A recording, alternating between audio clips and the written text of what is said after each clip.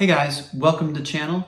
Today, we're going to be talking about one of the most common questions that I get, which is, what formation should I play at 7v7? So let's go.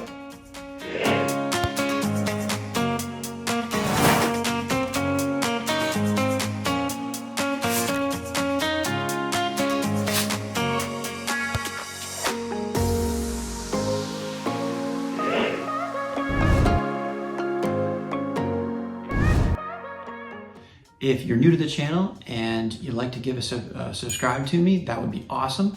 If you've been with me for a while, one thing you might notice is there's going to be a bit of an increase in terms of production value to some of these videos. I upgraded a couple things, so hopefully that'll go a long way, along with the advice that I give. But today we're going to be talking about 7v7 and formations in 7v7. So in the youth soccer scene, you are really going to run into three main formations when it comes to 7v7. Assuming that the team's organized, you may run into no formation if the team's not organized, but there's three main ones. So what I want to do is briefly give an overview of the three, and then I want to spend the rest of the video trying to convince you that the 2-3-1 is the formation that you should choose for your youth soccer team. So the first formation that we're going to talk about is the 3-2-1, and you could say 1-3-2-1, but we usually just assume that there's a goalkeeper. So when I say these formations, I'm just not including a goalkeeper. So you have three along the back line. This includes a single center back and then two fullbacks in the back line. The midfield consists of two central midfielders, and they can either be sort of staggered the way I have them here, with one a little bit higher and one a little bit lower, or they can actually just be in parallel, where you have pretty much divvied up responsibilities with one side of the field. And then of course the striker up top. Our next formation is the 2-3-1. This is a formation that has two along the back line instead of the three that we saw before. So you have two center backs. The midfield has one central midfielder and then two either outside midfielders or fullbacks, depending on your nomenclature, and then a striker up top. So lastly, we have the 3-3 formation, which is about as lazy as you can get. We pretty much have three in the back and three in the front, with essentially two lines, one defenders and one quote-unquote attacking players. This is really a formation that you see with pretty inexperienced coaches or just coaches who don't know much about the game of soccer. But this is unfortunately a common formation that is also prevalent at 7v7. So why do I like the 2-3-1 versus the 3-2-1 or even the 3-3? And look, I've coached full soccer seasons at the youth level doing both the 3-2-1 and the 2-3-1. I've never coached a 3-3. I wouldn't recommend that. And this is the reason. After you get past what I think is the first duty of coaches, and that is to making the game an enjoyable experience for the players, really giving them the joy of the game. After that, our role is to teach this game and to prepare them at the 7v7 level to play at the 9v9 level and at the 11v11 level. So why is it that the 2-3-1 is better equipped to do that? So here we are with our 2-3-1 formation, and what I like about this in terms of building for the future is it begins to solidify what I would argue is the most important relationship in soccer, no matter what level, and that is between your two center backs. The modern game is played, I would say, predominantly with a four-man back line. Now, as you get older, certainly there are lots of other formations that do not have a four-man back line, but remember the age of the players. So I'm not going to be switching to formations with my 8-year-olds, and I don't recommend you do that either. What you want to do is make things as simple as possible and as consistent as possible. And what this formation does is it begins to develop this backbone of a back four. And so you can start to see that this relationship here develops from a very early age. So from 7, 8 years old, they know that there's 4 here in the back with 2 center backs, and we're calling these outside midfielders, but these eventually become fullbacks. So what happens is, as we go to 9v9, what you will see is all you have to do is add 2 midfielders. Now, some will argue that, and some teams will play with 2 defensive center midfielders and 1 attacking midfielder, which is really more of a 4-2-1-1. This would be considered a 4-3-1, but you can see that nothing has changed from the 2-3-1 to the 4-3-1 about the relationship of the back line and this backbone here. And you will find that it is really helpful as the kids get older, that if they've been playing with this backbone for years, you will see development is worlds different than if they have been playing either in multiple formations or if they've been playing with 3 in the back. And all you have to do as we move to 11v11, and this is going to bring the striker up a little bit here just to make this more realistic, but then you just add your two wing backs here, your 2 attacking wide players.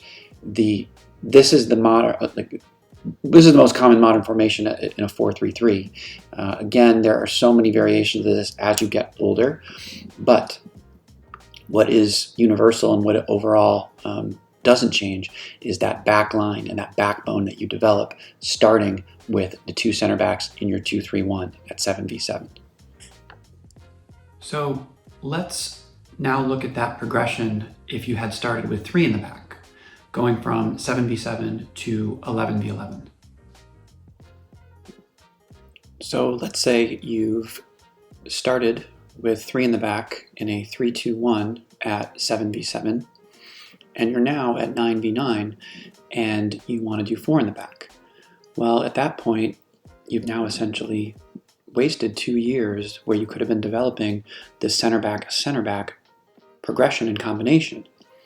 What you could do, and what many teams do, is from the 3-2-3 at 7v7, they go to the 3-2-1 at 7v7, they go to a 3-2-3 at the 9v9 level. And then, as they progress to the 11v11 level, there's 2 more years. If at 11v11 you now want to go with 4 in the back, you've essentially wasted 4 or 5 years where you could have been developing the center back relationship. Now, if you, for example, were going to keep this exact same shape at 11v11, what you would likely do is go to a 3-4-3 or maybe a 3-5-2. And there is an argument to be made there, but I want to show you guys some reasons as to why I don't think that holds up. So we've talked about the progression from 7v7 to 11v11 and why I like the 2-3-1. As I just mentioned, the argument could be made, well, why don't you just play with 3 in the back the whole time? And this gets into another point about why I like the 2-3-1 more than 3 in the back. And that is this idea of natural width versus manufactured width. Okay, so let's get into this idea of spacing and the natural width that I believe the 2-3-1 gives you versus manufactured width that you have to do with other formations. And I'm just going to use the example of build out. So as the 2-3-1 builds out, your 2 center backs typically should be right on the edge of the 18-yard box. The center midfielder should be right around the arch. And the fullbacks, I like to tell the fullbacks to stay high until the ball is played out. Eventually they're going to come down. But having the fullbacks out here wide provides this natural width. So as the goalkeeper brings the ball out to our right center back, and I've added defenders here just to give you a little bit better view of what's happening structurally. You can see that the center back, as he should, takes his space here, and all the fullback on that side does is have to come down from his natural position and give natural width. And in this scenario, we get out the other side. We get out at least into our midfield because of the natural width that the 2-3-1 provided. So with the 3-2-1, you can see here that there's the 3 in the back. So let's go through what happens during build out with the 3-2-1. So your fullbacks essentially take up the space at the edge of the 18. They might be slightly wider, but they become the wide options. Your single lone center back is at the arch or right in the middle of the field. Your 2 central midfielders essentially stay in the middle of the field, and the 9 provides the depth. But you can already tell there is nothing going on in the wide areas, so naturally. So we're going to have to manufacture width. So let's play this out here. As that ball goes to the 2, the right fullback, you can see there's nothing naturally wide. So the only way we're going to be able to produce width is to manufacture it. So his options here are to dribble the ball wide, or the other option is to take this 3 on either 1v1 or engage him, and then unfortunately you're asking young players to read triggers that's very difficult at a young age. So at an older age, this would be a trigger. If the 3 came down here and was cut off, the 6 could easily get wide. The 9 also potentially could get wide to provide a wide option, but that is a tall ask in an 8, 9, 10-year-old. It's much easier when it's natural, when you already have somebody out here in this wide area to provide that width. You guys have heard me talk about why I think the 2-3-1 is better to progress from 7v7 to 9v9 to 11v11. You've also heard me talk about why I think the spacing is better, and this idea of natural width. And I use the example of build out. I could have easily used a midfield transition example or a finishing in the attacking third example. The last thing I want to talk about is decision making and pattern recognition. So in order to develop and learn almost anything, I'm a big believer in patterns. And that means seeing situations over and over and over again. So let's just take the example that I've used here several times, which is this paired center back relationship with the 2-3-1, and how that can develop into the 4-3-1 and a 4-3-3, or whatever you want to do at 11v11. You want your center backs, or I'm just using center backs as an example, but let's just use them. You want your center backs to have to make that decision, let's say specifically in build out, time after time after time. You want them to engage defenders and know you have an option out wide, an option centrally, or I can go back to the keeper. And they have to make mistakes. But if they're changed in different formations, if they're not put in those formations, you can see from my example just now, in a 3-2-1, the center back, the 4, is really playing in the midfield as a 6. And this video isn't really about what player attributes should go in what positions. I'll do a video on that.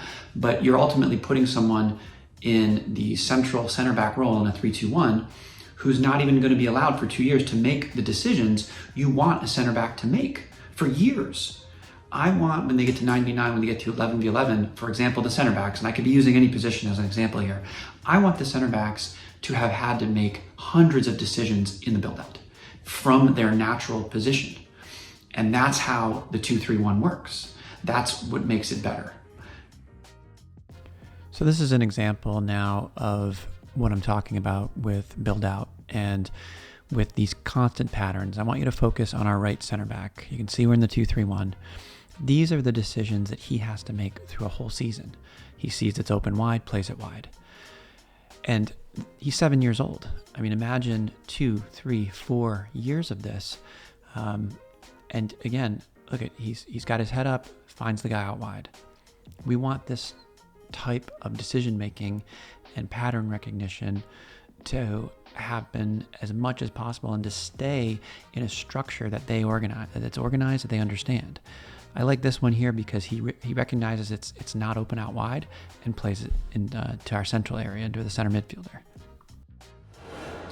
That's why I like the 2-3-1.